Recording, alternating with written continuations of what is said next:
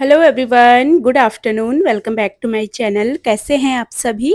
I hope आप सभी बहुत अच्छे होंगे। तो जी कल दिन का ये वीडियो है, बुधवार के दिन का टाइम है। टाइम हो गया है यहाँ पे 2:15 या 20 मिनट हो गए होंगे और हमारा हो गया है लंच का टाइम। तो यहाँ पे लंच में आज मैंने कढ़ी चावल बना रखे हैं। जब कुछ भी समझ में ना आए ना तो मेरे घर में कढ़ी बनती है, क्योंकि फ्रिज में ना दही हमेशा रहती है। तो कुछ भी ना समझ में आए तो मैं तो कढ़ी चावल बना देती हूँ। और कढ़ी चावल ऐसी चीज़ है ना जिसको खा के इंसान बोर नहीं होता है। नहीं तो दाल ऐसी चीज़ है, अगर आप 2-3 दिन लगातार भी खा लेते हैं तो दाल खा के ना बोरियत सी आने लगती है। और चटपटी सी कढ़ी बनाओ, थोड़ा हल्की फुल्की खट्टी और नमक मिर्च डाल के बढ़िया सा, यानी कि चटपटा सा, तो खाने में काफ़ी ज़्यादा अच्छी लगती है। और मेरे दोनों बच्चों को कढ़ी सिंपल सी नहीं पसंद है, उनको ना तीखी चाहिए, खट्टी भी होनी चाहिए और साथ ही चटपटी भी होनी चाहिए। तो यहाँ पे कढ़ी चावल बन के तैयार था, साथ ही मैंने प्लेट लगा दी है बच्चों की और अपनी प्लेट। अपने लिए मैंने एक प्याज काट के रखा है, क्योंकि मुझे प्याज का सैलेड खाना काफ़ी ज़्यादा अच्छा लगता है। घर में अगर खीरा भी होते हैं ना, मैं तब भी खीरा नहीं खाती। खीरा तो घर में हमेशा होते ही हैं, क्योंकि मेरे हस्बैंड खीरा वगैरह ज़्यादा खाते हैं, तो मेरा मन नहीं करता खीरा खाने का। तो मैंने अपना प्याज काट के एक दाना, हम लोगों ने अपना लंच भी कर लिया था और उसके बाद थोड़ा देर में लेट गई थी। ये टाइम हो गया है 3:40 या 45 मिनट का। और 4 बजे अक्रिस को जाना होता है अपनी एकेडमी, और बेटी जाती है अपना ट्यूशन। तो यहाँ पे दोनों बच्चों को मैं रेडी करने के लिए उठ गई थी। बच्चों के कपड़े उनको देने पड़ते हैं। अक्रिस की ना एकेडमी जाने की अलग सी ड्रेस है, क्रिकेट सीख रहा है वो आजकल, तो उसकी अलग सी ड्रेस होती है वहाँ की, तो उसको चेंज करना पड़ता है जाने के लिए। तो वहाँ पे बेटी अपना तैयार हो रही थी, बाल वगैरह बना रही थी। अक्रिस भी फेस वॉश वगैरह करके आ गया था। दोनों बच्चों की वाटर बॉटल मैंने फिल कर दी है, क्योंकि पानी मैं घर से ही देती हूँ। बेटी के ट्यूशन में तो पानी होता भी है, पर फिर भी मैं घर से देती हूँ, क्योंकि ट्यूशन में भी ना बहुत सारे बच्चे होते हैं। फिर बच्चे वहाँ पे जो बॉटल्स गिलासें रखी होती हैं, कभी मुँह लगा के पीते हैं, ऐसे ही बच्चे छोटे होते हैं ना, तो इतना ध्यान नहीं देते साफ सफाई का। तो बिट्टू बिल्कुल मना बोलती है कि मम्मा मैं घर से ही पानी लेके जाऊँगी। दोनों बच्चे के लिए पानी भर के यहाँ पे अक्रिस को मैंने रेडी कर दिया है एकेडमी जाने के लिए।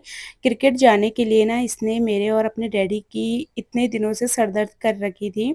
काफ़ी टाइम से ये जिद कर रहा था कि मम्मा मुझे ना क्रिकेट सीखना है, मुझे एकेडमी जाना है। वैसे तो ये अभी बहुत छोटा है एकेडमी जाने के लिए, पर फिर भी जब हम वहाँ पे गए, देख के आए ना जहाँ पे ये जाता है, तो यहाँ वहाँ पे इससे छोटे बच्चे भी थे, इसके बराबर के भी थे। जो बड़े बच्चे होते हैं उनका अलग ग्रुप होता है, जो छोटे होते हैं उनका अलग ग्रुप होता है। और वैसे भी ना घर पे रह के बच्चा टीवी में घुसा रहता है, फ़ोन में घुसे रहते हैं आजकल के बच्चे। उससे अच्छा है कि बच्चा अपना बाहर जाके कुछ एक्टिविटीज़ करेगा, कुछ ना कुछ तो सीखेगा ही। तो इसके डैडी ने बोला कि मतलब डाल दो, अगर उसका मन इतना जाने का है। तो उसको हमने एकेडमी भेज दिया था। तो दोनों बच्चे चले गए हैं, अक्रिस को मैं छोड़ने गई थी। अक्रिस को छोड़ने के लिए मुझे जाना पड़ता है, क्योंकि बेटी तो साइकिल से खुद से चली जाती है, पर अक्रिस का ना एकेडमी थोड़ा-सा दूर है, तो उसको छोड़ने मुझे जाना पड़ता है। इसलिए दिन में मेरा रेस्ट भी नहीं हो पाता। घर पे आई मैं, बारिश का मौसम हो रहा था, बाहर कपड़े थे, कपड़े मैं उठा के लाई और जैसे ही मैं एकेडमी से घर आई तो मेरा कोरियर आना था। कोरियर यहाँ पे मेरा आ चुका था। मैंने ओपन करके देखा, तो ये मैंने ना गमले वगैरह रखने के लिए स्टैंड मँगाए थे, और सच बताऊँ इनकी क्वालिटी इतनी ज़्यादा अच्छी है ना, मतलब अगर इसमें छोटा बच्चा खड़ा भी हो जाएगा ना, जैसे 10-11 साल के बच्चे अगर इसमें खड़े भी हो जाएँगे तब भी इसको कुछ नहीं होगा। बहुत बढ़िया क्वालिटी है इसकी, इतने जल्दी से ये टूटने वाला नहीं था। तो मैं तो इसको देख के खुश हो गई थी। मैंने ये 10 का सेट मँगाया था। ये मुझे 300 या 400 का ऐसे ही पड़ा है, 10 का सेट, इतने का ही होगा, 3 साढ़े 300 का शायद से। तो यहाँ पे ये 10 का सेट आया था। मैंने देखा, मुझे पसंद आया, तो सीधा मैं गई अपनी बालकनी में, क्योंकि मुझे गमले वगैरह रखने का तो बहुत शौक है, पर क्या कर सकते हैं, जगह कम होने के कारण ना गमले वगैरह हम इतने रख नहीं पाते हैं। मेरे से ज़्यादा मेरे हस्बैंड जी को गमले वगैरह रखने का बहुत शौक है। अच्छे-अच्छे फूल लगाओ, उनको काफ़ी ज़्यादा शौक है। पर वही है, बालकनी में मैंने अपनी वॉशिंग मशीन भी रखी है, और बालकनी मेरे पास एक ही है, वो भी इतनी छोटी-सी है। तो मतलब लंबाई फिर भी ठीक है, अगर ये चौड़ाई में थोड़ा आगे तक होती ना, तो फिर भी मेरे काम थोड़ा आसान हो जाते। पर क्या कर सकते हैं, छोटी-सी है और वॉशरूम भी मेरा इतना बड़ा नहीं है कि मैं अपनी वॉशिंग मशीन को वॉशरूम के अंदर रखूँ। तो मैंने बाहर ही वॉशिंग मशीन रखी है, यहीं से कपड़े धो के सीधा यहीं से बालकनी में सुखा दो, बस अंदर से बाहर करने का कोई टेंशन नहीं होता। तो इसी कारण मैं अपनी बालकनी में ज़्यादा गमले नहीं रख पाती, थोड़ा बहुत ही गमले मैंने रखे हुए हैं। इनके नीचे ना आजकल जैसे बरसात का मौसम है, बहुत ज़्यादा इनके नीचे ना मिट्टी इकट्ठी हो जाती है। काफ़ी टाइम हो गया होगा मैंने इनमें पानी भी नहीं डाला है, पर पानी देने की ज़रूरत ही नहीं है। भगवान जी इतने बरस रहे हैं ऊपर से कि हमें पानी डालने की गमलों में कोई ज़रूरत नहीं है। बारिश से इतना ज़्यादा नुकसान हो गया है हमारे उत्तराखंड में भी। उत्तरकाशी में तो पूरा बह गया है, पूरा गाँव बह गया है उत्तरकाशी में। बहुत ही ज़्यादा दुखद घटना हुई है जिसको देख के ना बिल्कुल रोंगटे खड़े हो रहे हैं। आजकल कहीं पर भी न्यूज़ देखो या फिर फ़ोन चलाओ, हर जगह पे वही न्यूज़ आ रही है और सेकंडों में पूरा गाँव बह के ना तबाह हो गया है और ऐसे में देख के बहुत ज़्यादा डर लगता है, बहुत ज़्यादा दुःख हो रहा है। मेरे कई सब्सक्राइबर बोलते हैं हमारे यहाँ पे बारिश नहीं हो रही, मुझे तो लग रहा है ठीक है, इतनी ज़्यादा बारिश से ना बहुत ज़्यादा नुकसान हो रहा है। इससे अच्छा कि बारिश हद में हो तो ठीक है। तो देखिए यहाँ पे ना ये मेरा एलोवेरा का गमला है जो कि ना बिल्कुल फट गया है नीचे से, क्योंकि इसमें इतने सारे एलोवेरा के प्लांट आ गए हैं कि ये पूरा फट गया है। तो मैं आपको वही गमला दिखा रही थी कि गमले का क्या हाल हो गया है। पूरा एलोवेरा ना इधर से उधर लटक रहा है। अब मुझे इसको एक दूसरी बाल्टी वगैरह में लगाना पड़ेगा, क्योंकि एलोवेरा के लिए ना जो हम मार्केट से छोटे-छोटे से गमले लाते हैं, ये काफ़ी नहीं होते। अगर घर में आपके पास कोई पेंट की बाल्टी है ना चौड़ी-सी, उसमें एलोवेरा लगाओ तो न्यू-न्यू प्लांट्स भी न्यू ग्रोथ भी अच्छी खासी होगी और आपके एलोवेरा को कुछ नहीं होगा। क्योंकि इसको ना बहुत जल्दी ये ग्रो होता है, तो इसके लिए छोटे-मोटे गमले बिल्कुल कुछ नहीं है। मेरा जो गमले में मैंने लगा रखा था वो तो पूरा फट गया था नीचे से, तो अभी तो मेरे पास कोई भी ऐसा था नहीं कुछ, देखूँगी मैं इसको ना दूसरे उसमें लगा दूँगी।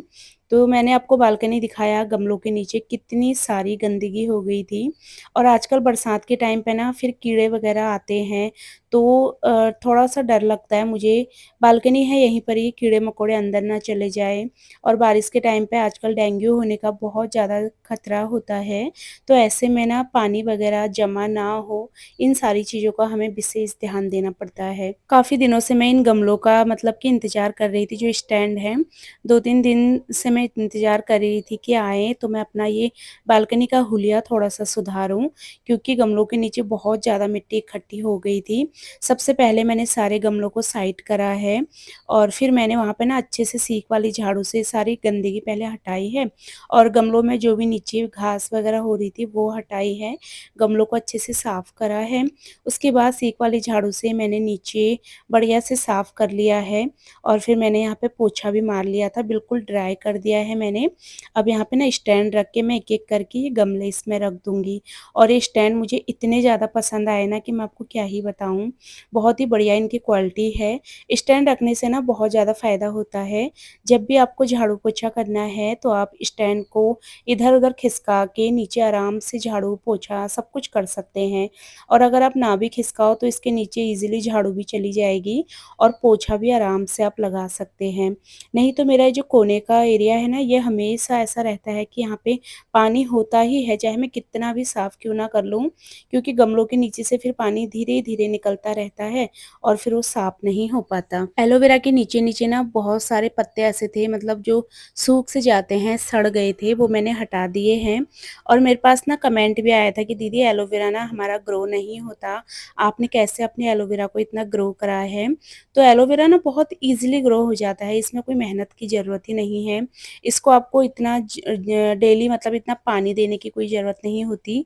चाहे कोई भी आपका गमला हो, पानी ना आपको हिसाब से देना चाहिए। पहले आपको ना चेक करना चाहिए कि इसमें पानी जो मिट्टी है उसमें नमी है या नहीं। अगर आपको लगता है कि नमी नहीं है, कम है, तब आपको थोड़ा-सा पानी डालना है। ये नहीं कि बारिश हो रही है, आप लगातार फिर भी गमलों में पानी डाल रहे हैं, ऐसे आपके जितने भी फूल पौधे हैं ना वो सारे सड़ जाएँगे। तो पानी देने का ही ध्यान देना पड़ता है, बाकी तो ऐसा कुछ नहीं है। मेरा तो बहुत ईज़िली ग्रो हो गया था, मैंने बिल्कुल छोटा-सा मँगाया था एलोवेरा का प्लांट और आज तो ये इतना ग्रो हो गया है। अब तो ये ग्रो भी नहीं हो पा रहा क्योंकि इसमें मिट्टी की भी कमी हो गई है, तो इसको मिट्टी चाहिए अच्छे से, तब जाकर ये और ग्रो होगा। और ये घर के अंदर ना मैंने मनी प्लांट लगा रखा था जो कि बिल्कुल सूख गया था, थोड़ा-सा ही था इसमें और वो भी ना बिल्कुल सूख गया था, तो मैंने इसको बाहर रख दिया। बढ़िया से अभी एलोवेरा भी ना ग्रो हो रहा है। और जब तक मैं ये काम निपटा रही थी, दोबारा से यहाँ पे देखिए इतनी तेज़ की बारिश आ गई थी। बारिश ने ना सच में परेशान कर रखा है बहुत ज़्यादा। मुझे कई लोग कमेंट कर रहे हैं हमारे यहाँ पे गर्मी हो रही है, काफ़ी दिन हो गए हैं हमारे यहाँ पे बारिश नहीं हुई है। और हमारे यहाँ पे ना 3 दिन हो गए हैं बच्चों के स्कूल बंद हुए हुए, क्योंकि हाई अलर्ट जारी कर रखा है हमारे यहाँ पे बारिश की वजह से, क्योंकि काफ़ी जगह बादल वगैरह फटने के नुकसान हो गए हैं। एक तो उत्तरकाशी में बादल फटा था और एक हमारे उत्तराखंड में भी ना कहीं और भी कल बादल फटा है, वहाँ पर भी काफ़ी ज़्यादा नुकसान हुआ है। तो ऐसी बारिश से तो सच में इतना डर लग रहा है, आप सोच सकते हैं बादल फट रहा है तो बारिश का क्या कहर मचा होगा। देहरादून में भी काफ़ी ज़्यादा बारिश हो रही है। मेरे से कई लोग पूछते हैं जो भी नए जुड़ते हैं कि आप कहाँ रहते हो? तो मैं देहरादून में रहती हूँ, जो कि बहुत ही प्यारी सिटी है। देहरादून में रहना हमारे उत्तराखंड में ख़ास करके काफ़ी लोगों, मतलब जिससे भी आप सुनोगे ना, जिसको भी मैं बताती हूँ मैं देहरादून में रहती हूँ अपने गाँव जाके, तो लोग ना खुश हो जाते हैं, क्योंकि हमारे उत्तराखंड में ना देहरादून रहना हर किसी का ड्रीम होता है। किसी अनजान को भी बताओ ना कि हम देहरादून रहते हैं तो लोग खुश हो जाते हैं, क्योंकि यहाँ का वेदर, यहाँ पे ना तो इतना पॉल्यूशन है, ना तो इतनी भीड़-भाड़ है। बहुत ही शांति भरा माहौल है और साथ ही मौसम काफ़ी ज़्यादा अच्छा रहता है यहाँ का। तो जी यहाँ पे बालकनी का काम निपटा के हस्बैंड जी आ गए थे, फिर हम दोनों ने मिलके चाय पी है और मैं बालकनी का काम निपटा ही रही थी, तो मेरे हस्बैंड जी आ गए थे। उसके बाद उनके लिए मैंने ग्रीन टी बनाई, अपने लिए चाय बनाई और फिर क्रिस को अकेडमी से लाने का टाइम हो गया था। बारिश रिमझिम-रिमझिम लगी ही थी, मैंने कहा आप जल्दी से क्रिस को ले आओ ताकि फिर ज़्यादा तेज़ बारिश ना हो। तो वो गए थे क्रिस को लाने के लिए अकेडमी, बिट्टू ट्यूशन से आ गई थी। वो भी अपने डैडी के साथ चली गई थी अकेडमी क्रिस को लाने। मैं यहाँ पे करने लगी थी डिनर की तैयारी। डिनर में मैं आज बना रही हूँ आलू और पेठे की जो बड़ियाँ बनती है उसकी सब्जी, पेठा और इसमें उड़द की दाल होती है। तो ये गाँव में मम्मी जी बनाती हैं, मम्मी जी ने गाँव से ही ये दे रखे हैं। ये पेठे की बड़ियाँ ना इतनी ज़्यादा स्वाद लगती हैं, इसको आप आलू के साथ इसकी पतली-पतली सी ग्रेवी बनाएँगे ना, तो आपको ऐसा लगेगा जैसे कि आप मशरूम की सब्ज़ी खा रहे हैं। काफ़ी टेस्टी ये बनती है, तो इनको ना थोड़ा देर भिगोना पड़ता है। तो मैंने इनको हल्का गुनगुने पानी में भिगो दिया था, ताकि इतने ना ये कड़क हो जाते हैं एकदम, तो इनको भिगो के ही बनाना पड़ता है। जैसे कि हम नॉर्मली सोयाबीन की सब्ज़ी बनाते हैं ना, वैसे ही। इनको मैंने भिगो के निचोड़ के बढ़िया से रख दिया था साइड, और यहाँ पे मैं अब प्याज़ वगैरह कट कर लूँगी। प्याज़, टमाटर और लहसुन। मेरे हस्बैंड ना वैसे रोटी वगैरह खाते नहीं हैं बिल्कुल भी, पर ये आलू सोयाबीन की सब्ज़ी मेरे हस्बैंड को काफ़ी ज़्यादा पसंद है। तो जब मैंने बताया ना आलू सोयाबीन की सब्ज़ी बना रही हूँ, तो हस्बैंड भी बोलने लगे कि मेरे लिए भी थोड़ा-सा सब्ज़ी बचा के रखना, मतलब मैं भी थोड़ा-सा सब्ज़ी ले लूँगा। आलू वगैरह तो वो नहीं खाते, बस सोयाबीन ही ये मतलब बड़ियाँ ही खाएँगे, जो कि पेठे की बड़ियाँ होती हैं। तो मैंने बड़ियाँ भी ज़्यादा रखी थी, क्योंकि मुझे पता था कि मेरे हस्बैंड इसको खाएँगे, उनको ये सब्ज़ी काफ़ी ज़्यादा पसंद है। तो देखिए यहाँ पे मैंने एक साइड ऑयल रख दिया था कढ़ाई में गरम करने के लिए। जो पेठे की बड़ियाँ हैं ना, इनको थोड़ा देर ऑयल में फ्राई करना पड़ता है, तब जाकर इनकी सब्ज़ी बनती है। तो बड़ियाँ तो मैंने रख दी थी फ्राई करने के लिए, मतलब रखी नहीं थी, सॉरी, अभी मैंने ऑयल रखा था गरम करने के लिए, हल्की आँच करी थी। तब तक मैंने सोचा जब तक ऑयल गरम होता है तब तक क्यों ना ये बर्तन थे थोड़ा-सा इनको स्टैंड में लगा दूँ, क्योंकि दिन में लंच के बाद बर्तन वगैरह वॉश करे थे ना, तो सारी बास्केट भरी हुई थी और फिर अभी डिनर बनाऊँगी, फिर से बर्तनों का ढेर लग जाता है। तो स्टैंड को बार-बार खाली करना पड़ता है, और इस स्टैंड का ना काफ़ी लोग मेरे से लिंक भी माँगते हैं कि इसका लिंक हमारे साथ शेयर कर दो। तो ये आप मीशो, फ्लिपकार्ट, अमेज़न कहीं भी सर्च करेंगे तो आपको ईज़िली मिल जाएगी ये। काफ़ी इससे आजकल तो अच्छी-अच्छी भी चल गई हैं, इससे बढ़िया बड़ी भी है हल्की-सी, और उनमें अलग-अलग रखने के लिए सामान भी हैं, तो आप उस तरीके का भी ले सकते हैं। देखिए यहाँ पे मैंने ना ऑयल गरम करा, उसमें मैंने ये बड़ियाँ डाल दी थी और इनको मैंने ऑयल में फ्राई करा है। ऑयल मैंने कढ़ाई में डाला था, तो जैसे ही हम ऑयल में ये बड़ियाँ डालते हैं ना, ये पूरा ऑयल को सोख लेते हैं, तो ऑयल आपको अभी बिल्कुल भी नहीं दिख रहा होगा।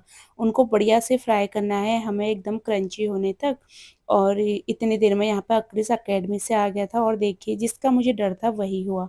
पूरा वो भीग के आया हुआ है। बैग लेके गया था, बैग उसका पूरा भीगा है, खुद भी पूरा भीग के आया है। मैंने कहा फटाफट वॉशरूम में जाके कपड़े चेंज करके आओ, मुँह हाथ धो लो अपना। यहाँ पे कर लेते हैं सब्जी बनाने की तैयारी। मैंने यहाँ पे ऑयल में ना मतलब कढ़ाई में दोबारा से ऑयल डाला था, उसमें मैंने प्याज डाल के प्याज को अच्छे से भून लिया है।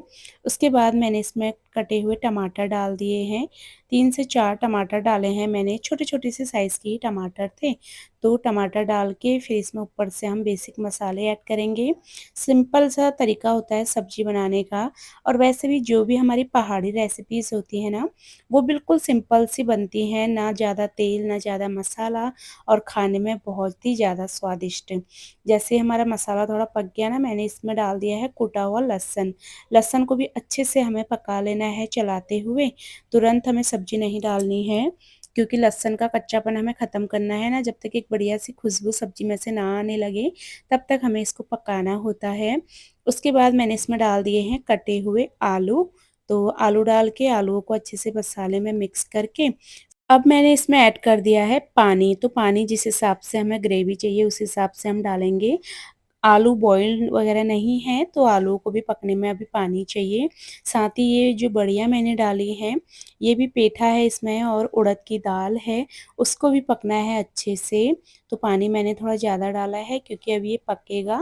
धीरे-धीरे से इसको पकने में कम से कम आधा घंटा लगेगा, क्योंकि मैं बिल्कुल लो फ्लेम पे सब्ज़ी पकाती हूँ। और इसमें मैंने ढक्कन लगा दिया है, बिल्कुल हल्की आँच पे सब्ज़ी को छोड़ दिया है पकने के लिए।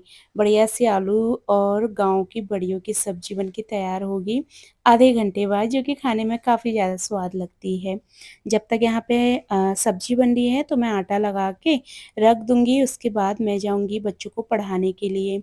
बच्चों को पढ़ाना होता है कम से कम 2 घंटा रात को, 1.5 से 2 घंटा, तो मैं अपने काम जल्दी शुरू कर देती हूँ, ताकि फिर मैं अपने ये जो किचन के कामों से फ्री हो जाऊँ ना, फिर मैं बच्चों को आराम से पढ़ा लूँ। तो चलिए, ये था मेरा इवनिंग का रूटीन, जिसमें कि मैंने आज अपने बढ़िया से साफ़-सफ़ाई करी है बालकनी की। साथ ही अभी तो साफ़-सफ़ाई बाकी रहती है किचन की, जो कि रात की साफ़-सफ़ाई होती है। वो सारे काम करके ही मैं सोऊँगी। और जब भी आप फूल-पौधों का काम करते हैं ना, इतनी ज़्यादा पॉज़िटिविटी आती है, मेरा मन तो आज बार-बार बालकनी में जाने का ही कर रहा था। क्योंकि फूल-पौधे देख के ना हमारे अंदर एक अलग सी पॉज़िटिविटी आती है। साथ ही हमारे घर में ना सुख-समृद्धि बनी रहती है। बरकत आती है हमारे घर में, अगर हम अपने घर में साफ-सफाई का पूरा ध्यान दें तो। फिलहाल वीडियो को यहीं पे रोकेंगे। Bye bye and take care.